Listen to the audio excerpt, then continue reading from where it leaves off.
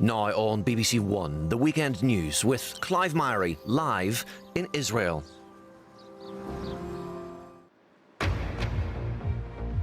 Tonight, Donald Trump says Iran's supreme leader is dead as fears grow for all-out war in the Middle East.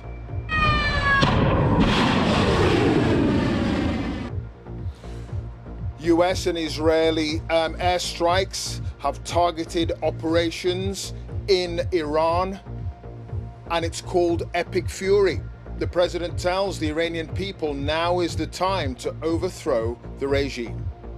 When we are finished, take over your government. It will be yours to take.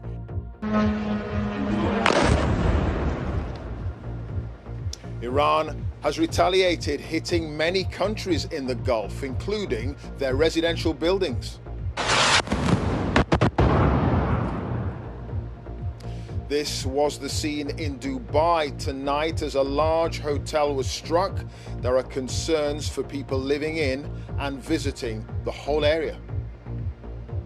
And this is the scene live right now in Tel Aviv, which has continued to be hit by Iranian missiles tonight. We're here to tell you all we know about the situation and what it might mean after a momentous day for the Middle East and the world.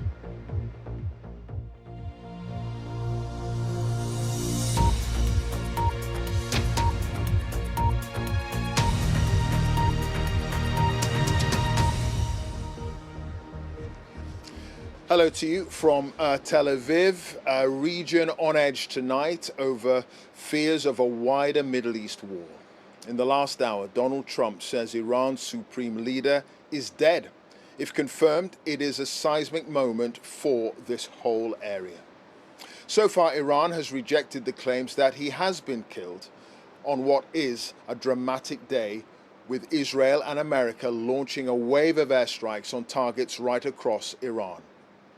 Several sites were hit in what Donald Trump has described as a successful mission. The Iranians have, however, hit back themselves with force right across the region. Plumes of smoke were seen in an area of Bahrain near the headquarters of the US Navy's Fifth Fleet. An airbase in Doha was also hit, where there is a significant US military presence. And this missile was captured on camera over Dubai in the United Arab Emirates. Thousands, including tourists, have been caught up in the strikes. We'll have full coverage and assess what the implications could be for the Middle East. But first, Jeremy Bowen, our international editor, has the very latest on what's been going on today. This was Ayatollah Ali Khamenei at the tomb of his predecessor at the end of January. If Israel has killed him, as Donald Trump says, the Islamic regime in Iran will have taken a huge blow. One analyst called him the superglue keeping the system together. Israel and the US will hope that if he is dead, the regime will come unstuck. Benjamin Netanyahu said he was killed in a powerful strike on his compound in Tehran.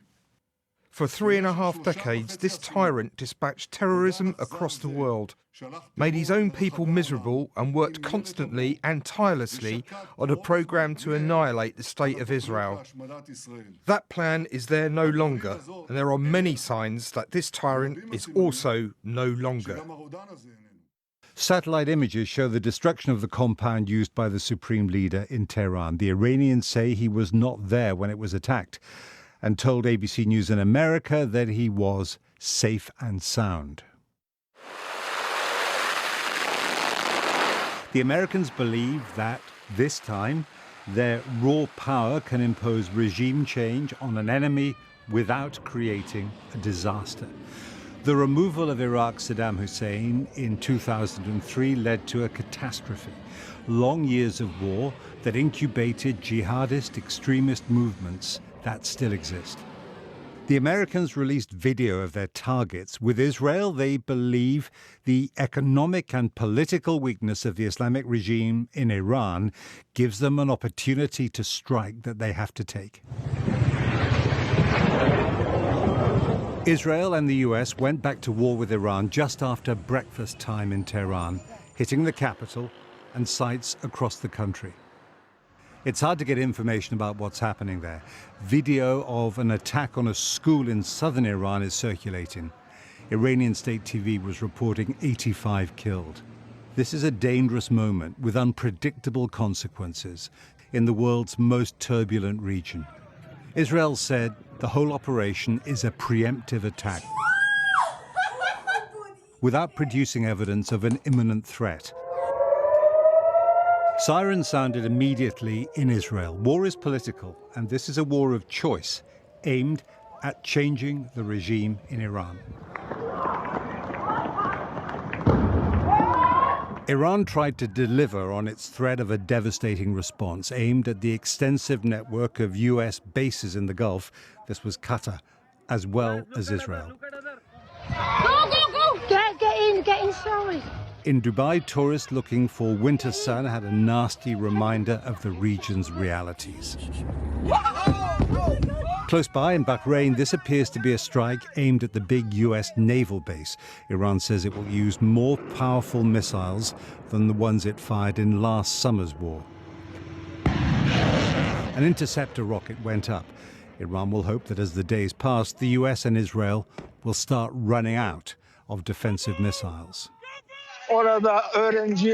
In Tehran, regime supporters rallied around the flag. It would take more than killing the supreme leader to destroy the regime. It has a complex political system underpinned by ideology, corruption, and the ruthless use of force against dissent. In January, big protests against the regime and the economic crisis were crushed with live bullets that killed thousands of people. Donald Trump promised to protect them and seems to believe that the regime will fall if they try again after America and Israel's onslaught. At dusk, the Fairmont Hotel on Dubai's Palm was hit. It isn't clear if it was targeted or if this was caused by missile debris from an interception. The fire took hold. And this was Bahrain. More devastation. Iran has a big arsenal of accurate short-range missiles. Iran's leaders will now be calculating how to ride out the war, how to survive, and how to manage its consequences. Jeremy Bowen, BBC News. Well, tonight, the United Nations Security Council is holding an emergency meeting to discuss today's extraordinary events. And these are live pictures from the session in New York. The Secretary General, Antonio Guterres, warned that today's military action risks triggering uncontrollable consequences for the Middle East.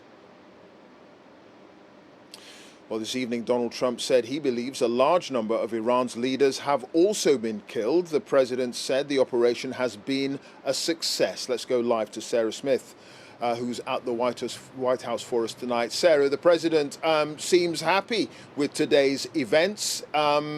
He has dealt a blow to the Iranian regime, taken out some of the leadership, and he says taken out the supreme leader too. Yeah, he announced that on his Truth social media site. And when he said that Ayatollah Khamenei had been killed, he described him as one of the most evil people in history, and then went on to say this is now the single greatest chance for Iranians to take back their country. And he's also been talking on the phone to a number of American journalists, describing the operation so far as a tremendous success, and saying he believes that quite a large proportion of the Iranian leadership have now been killed. The White House has released photos of President Trump monitoring operations in a specially constructed facility in Mar-a-Lago. Alongside him are the Secretary of State, Marco Rubio, and his Chief of Staff, Susie Wiles. Vice President J.D. Vance is seen in the White House Situation Room in Washington. A short time ago, Donald Trump posted a video on social media at 2:30 in the morning to inform the American people he had launched a massive attack on Iran. our objective is to defend the American people by eliminating imminent threats from the Iranian regime, a vicious group of very hard, terrible people. Its menacing activities directly endanger the United States, our troops, our bases overseas, and our allies throughout the world. Just hours earlier, he was campaigning in Texas in a hamburger joint, giving no hint of the planned assault. I'm going to get some stuff for Air Force One, and I'm going to get the hell out of here, all right? I took hamburgers for the whole place, okay? Yes, sir. Not much later, he was describing how he plans to stop Iran developing a nuclear weapon. We are going to destroy their missiles and raise their missile industry to the ground. It will be totally, again, obliterated. Last year, President Trump addressed thousands of American troops stationed in the Middle East, telling them his priority is to end conflicts, not start them. Now he's warning of casualties and fatalities. The lives of courageous American heroes may be lost, and we may have casualties. That often happens in war. But we're doing this not for now. We're doing this for the future, and it is a noble mission. When the US launched B-2 bombers to attack Iran last year, the action was limited to nuclear sites. Now he says the Iranian people have the chance to overthrow the ruling regime. Now is the time to seize control of your destiny and to unleash the prosperous and glorious future that is close within your reach. This is the moment for action. Do not let it pass. Donald Trump has railed against previous American attempts at regime change in Iraq and Afghanistan. He is not planning to invade Iran. He hopes he can overthrow its leadership without putting American boots on the ground. Sarah Smith, BBC News, Washington. Well, in the Iranian capital, Tehran, there's been loud cheers to celebrate the reported death of the country's supreme leader. Ayatollah Ali Khamenei has been the figurehead of the Islamic Republic for more than 3 decades. 7 missiles hit the presidential palace, and there have been strikes around his compound. Baran Abbasi from the BBC's Persian service reports now on a warning it contains distressing images.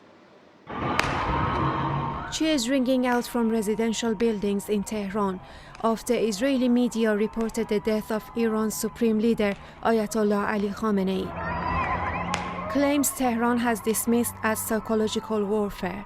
News that, if confirmed, would be welcomed by many Iranians who suffered under his rule for nearly 4 decades. This is how the day began. Panic on the streets of Tehran around 9:40 a.m., a working day in Iran, when loud explosions were heard across the country. War has started near our office down in Palestine Street. All the buildings were shaking. The streets are full of terrified people. At the same time, a sense of relief for some. And at this school, teenagers celebrate. In early January, shocking pictures were shared with the world of thousands of people killed when government forces opened fire on protesters calling for regime change. The brutality left many believing only military intervention could topple the regime. But public sentiment could shift sharply if civilians are killed in the attacks. Many Iranians reacted with anger after state media reported that an Israeli strike on a girls' school killed dozens. The first victims of this war are girls in Minab, hit by a missile attack. Is this the war you cheer for? A mixture of emotions. For some, a fear that more violence is yet to come. For others, a sense that the regime's hold could finally be challenged. In a country scarred by months of protest and deadly crackdowns, uncertainty reigns. As the smoke clears, Iranians are left to face the consequences and to hope for a future beyond fear. Baran Abbasi, BBC News. Meanwhile, Sir Keir Starmer says the UK wasn't involved in the strikes earlier today, but said British planes and forces were actively supporting their allies as part of the UK's commitment to the security of the Middle East. Our forces are active, and British planes are in the sky today as part of coordinated regional defensive operations to protect our people, our interests, and our allies. This evening, Sir Keir has been speaking to Donald Trump. Chris Mason is live in Downing Street for us. Do we have a readout, Chris, on what was said between the two leaders? It was a pretty brief call, I hear, Clive, and certainly as far as folk here in Downing Street are concerned, they're remaining pretty tight-lipped about the specifics of what was discussed. Look, bluntly here, the UK, alongside France and Germany, are in a different place to the US and Israel. They have neither endorsed their actions, nor were they involved in any way. The Prime Minister emphasising, as you heard there, that yes, British planes have been in the sky in the region in a defensive capability, and he emphasises within international law, so protecting allies. And yes, the Prime Minister has condemned in strong terms Iran generally and the retaliatory action from Iran today. As far as the political reaction domestically is concerned, broadly splits on right-left lines. The Conservatives and Reform UK suggesting the UK should be much more supportive of America. The likes of the Scottish National Party and the Liberal Democrats very sceptical of this action. One final word tonight about the practicalities, Clive, for Britons in the region. The Foreign Office setting up what it calls its Register Your Presence system for British nationals in the region, so the government here knows where Britons are and can keep in touch with them. Chris, thank you for that. Chris Mason, our political editor there in Downing Street. Well, the strikes on Iran follow months of tension in the region. Since the start of the year, the US has been building up its military presence in the Middle East, the largest deployment since the Iraq War of 2003. Thousands have been caught up in the violence, including tourists across the Gulf, as Frank Gardner now reports. War has touched Dubai. Scenes like this one, a luxury hotel in the Palm hit by an Iranian missile, have shocked residents and tourists alike in the normally tranquil Emirates. It's been really, really shocking, and then it's kind of built up over the day, and unfortunately debris has landed on the Palm, which is about a mile away from where I live. And I actually could see from my balcony the black plume of smoke rise. Iran is lashing out at many of the Gulf Arab states that host US bases. This is in the UAE. And this is Bahrain, residential buildings hit by low-flying explosive drones. So far, casualties have been minimal, but Gulf states will not forgive Tehran for this. Offshore, President Trump's armada sits poised for an extended campaign.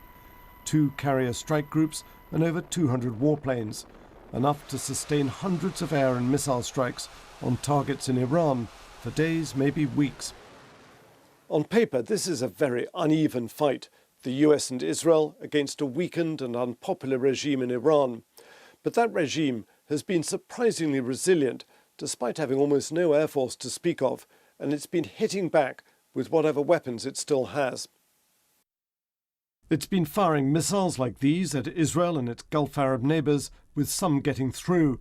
The race is on for the US to hit those Iranian launchers before more missiles fly. Iran has announced it's closing the Strait of Hormuz, potentially choking off a key shipping route for global oil and gas exports. And this AI propaganda video, made by the Revolutionary Guards, imagines a mass drone and missile attack crippling a US aircraft carrier. That is still an aim, and it's still a nightmare for the Pentagon. Frank Gardner, BBC News. Well, successive US presidents, while they have desired regime change in Iran, they have feared a long, protracted, drawn-out confrontation, and so they've shied away. Donald Trump tonight believes overwhelming air power with America's ally here in Israel can win the day and topple an obdurate leadership that has long regarded the US as the great Satan, but spare a thought for the many millions of ordinary, courageous Iranians caught in the middle, brutalized by a repressive ruling class and military apparatus. They do have the courage, but will they be able to rise up and ultimately decide their own future? That's it from me and the team here in Tel Aviv on a day that will live long in the memory of many. From us here, have a peaceful night.